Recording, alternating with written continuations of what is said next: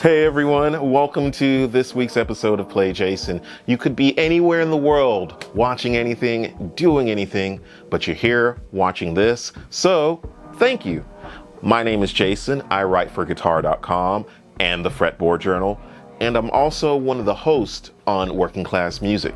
Today's episode is going to be a tad bit different. We're going to do a review on the American Ultra Jazzmaster. There's an interesting backstory to this, and I want to share it with you. You can call it my Sweetwater story, if you will. So, at Guitar Fest, I was talking to my friends there about doing some future content that I can't discuss at this moment, but I did request for an American Ultra Jazzmaster to be a part of this. Them being them and being super awesome, they sent me out one, and I got it. Boy, did I get it. And what I got was a box. And the first thing I noticed was how lightweight the box was. It was a box missing the guitar, repackaged horribly. So, do we have that box? Yes. Can we see that box? Can we? Do y'all want to see the box? I should show you guys the box. This box comes courtesy of FedEx. They repackaged it for me in a super awesome way. They were super kind, FedEx. They were so kind that they took the guitar and left me the box. That's how awesome FedEx is. Like, who would imagine that they would do this? So, yeah, needless to say, I was kind of upset. Not gonna lie. But my friends at Sweetwater, Tyler, Ryan, and Josh, thank you. I alerted them to this issue, and within 24 hours, they sent me out a brand new one, which is numero uno, number 2. Thank you to them for doing this, because like, it would have been easy for them just to have been like, well, tough luck, you know, cut your losses. But Sweetwater being Sweetwater, and providing amazing customer service, went above and beyond, and for that I am forever grateful. So this video is on me. The reason why this is kind of important to me was because this was kind of a birthday gift to me, because I was receiving this guitar around or on my birthday. So I was very disappointed when I got my empty box from FedEx and not my guitar from Sweetwater. And this is an impromptu review of the American Ultra Jazzmaster. So let's get right into it as far as the specs go. At the time of filming this video, the American Ultra is about 5 years old. This is the first Jazzmaster in the American Ultra line. It comes in a plethora of finishes, but right now you are looking at the Mocha Burst. Let's talk about what makes this more of a contemporary Jazzmaster as opposed to something like the American Vintage 2. Let's start with the neck. The neck has a compound radius. It goes from 10 to 14 and it has a modern D-shaped neck. You do have locking tuners at the top. Also, one really cool thing, one nice touch is how the logo is kind of engraved on the headstock. You don't see that often, and it adds a nice touch to it. It has a carved heel on the back to access the upper frets. It is super comfortable. Now, let's get to arguably the heart of the Jazzmaster, what makes this one different. The biggest difference between this is the new Jazzmaster noiseless pickups. Fender describes them as retaining the vintage essence of the Jazzmaster, but in a more modern, noiseless affair. Also, you don't have a rhythm circuit. In place of the rhythm circuit, you have the phase switch, which switches the guitar in and out of phase. Also, the 2 rollers basically blends each pickup in and out of phase. So you have that going for you. And you have the S1 switch. The S1 switch puts the guitar in series, so it gives it a thicker sound. You have a 3-way toggle switch. Also, you have volume, tone, and tone, and a side mount input jack. You do have a Mustang bridge, more on that later because we will have to talk about that. And finishing it off is the Jazzmaster vibrato assembly. Not the panorama one to my knowledge, but I could be wrong. So yeah, with that out of the way, let's just dive right into some sounds. Bridge clean tone.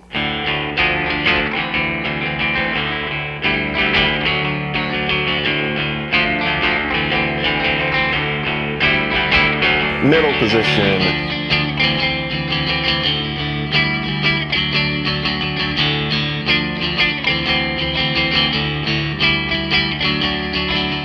neck,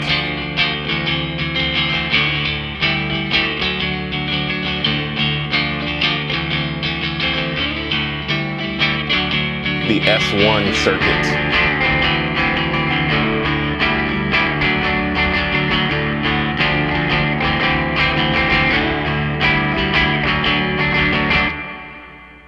Dirt.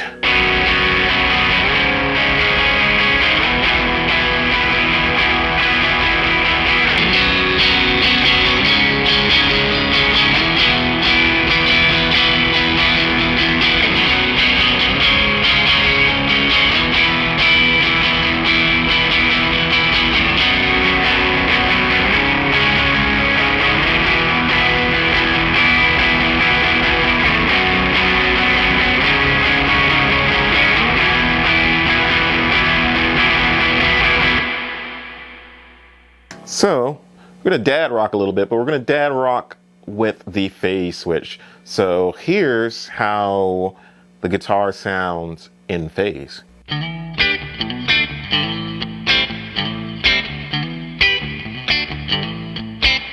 Now let's put it out of phase with both pickups.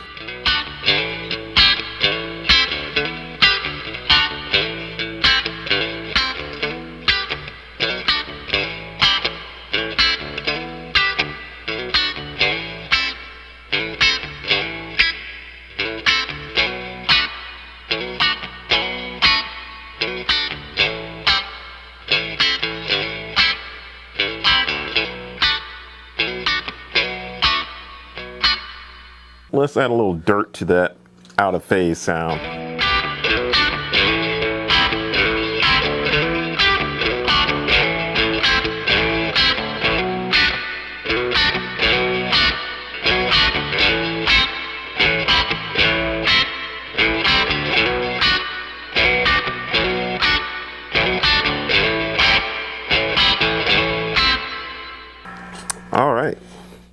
All right, so we are back. We are so fucking back. Yeah, we are so fucking back. And I have some thoughts. So I'm sure you've seen a couple of other videos, and some of the consensus on this I do agree with.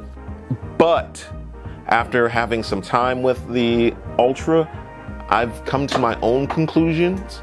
So let's start with the pros.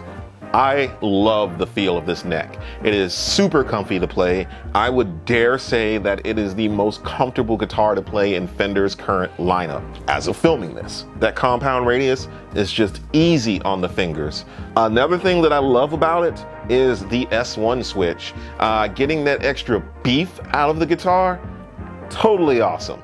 It really does come in handy if you want to give yourself an extra boost. Something I do love that I didn't think I would, the phase switch. Like at first I was like, it's not a rhythm circuit. What can I use it for? Unironically, it's great for dad rock and getting that like funky like Stevie Wonder type tone. Like it just does that sound super well. I am in love with this finish. Like this is the best burst that I've seen come from Fender. And this is coming from a person who absolutely hates sunbursts. So overall, those are my pros. So let's go on to some of the cons.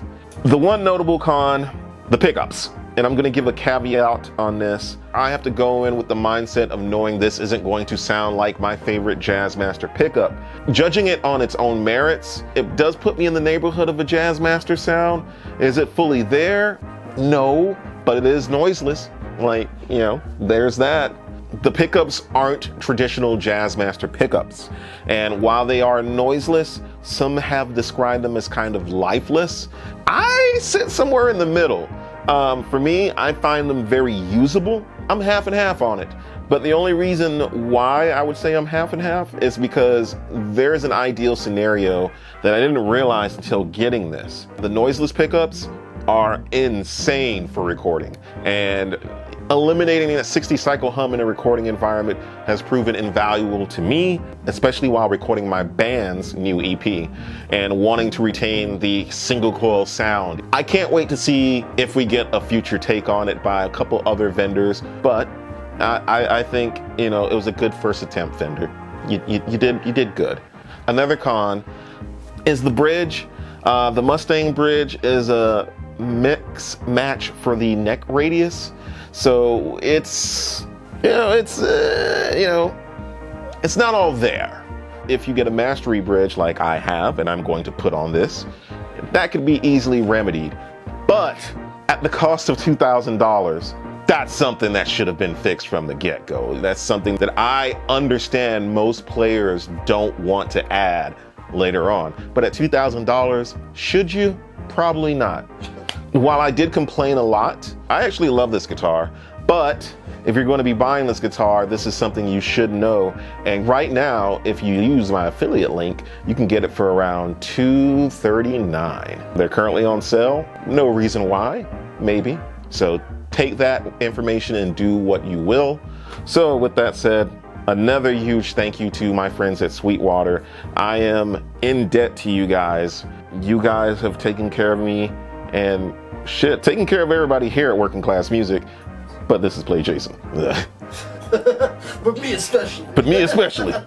Actually, here's a fun question.